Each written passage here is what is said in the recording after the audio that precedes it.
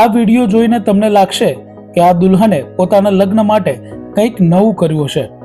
થાય જ ને ભાઈ, કારણ કે અત્યારે ટ્રેન્ડ જ એવો છે કે હાલની યુવા પેઢી કિક અથવા ઇન્સ્ટા પર વ્યૂઝ મેળવવા માટે બધું જ કરી શકે. ખેર, પણ આ કોઈ સોશિયલ મીડિયા ઉપર વ્યૂઝ મેળવવા માટે નહીં, પરંતુ મજબૂરી કા નામ મહાત્મા ગાંધી એના જેવો આ વિડીયો છે.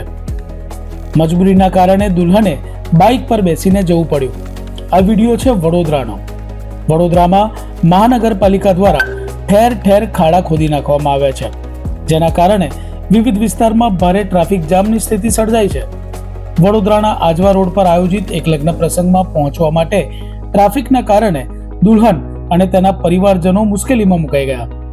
લગ્ન મંડપમાં જાન આવવાનો સમય થયો અને દુલ્હન ટ્રાફિકમાં અટવાઈ પડી. દુલ્હને કારમાંથી ઉતરી એક્ટિવા ચાલકની મદદથી લગ્ન મંડપમાં પહોંચી જવું પડ્યું, જેનો વિડીયો હાલ સોશિયલ મીડિયામાં વાયરલ થયો છે. દુલ્હન સ્તુતિ શેઠે કહ્યું કે મારે કોઈ અજાણ્યા વ્યક્તિઓને બોલાવી તેમની એક્ટિવા પર જવું પડ્યું.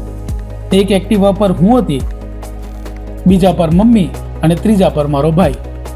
આ રીતે અમે માંડ પાર્ટી પ્લોટ પર પહોંચ્યા. પરિસ્થિતિ ખૂબ જ તણાવભરી હતી. જાન આવી ગઈ હતી અને જો પરિવારના સભ્યો જ વિધિમાં ન હોય તો એ સારું ન લાગે, જાણે અપમાન જેવું લાગે. વળી અમારે મુહૂર્ત પણ સાચવવાનું હતું, જેથી આ પગલું ભરવું પડ્યું. દુલ્હને કહ્યું કે મારા લગ્ન તો મુહૂર્ત નીકળી ગયા બાદ પણ થઈ શક્યા હોત, પરંતુ જો આ ટ્રાફિકમાં કોઈ એમ્બ્યુલન્સ ફસાઈ હોત તો કોઈ વ્યક્તિને જીવ પણ જઈ શક્યો હોત.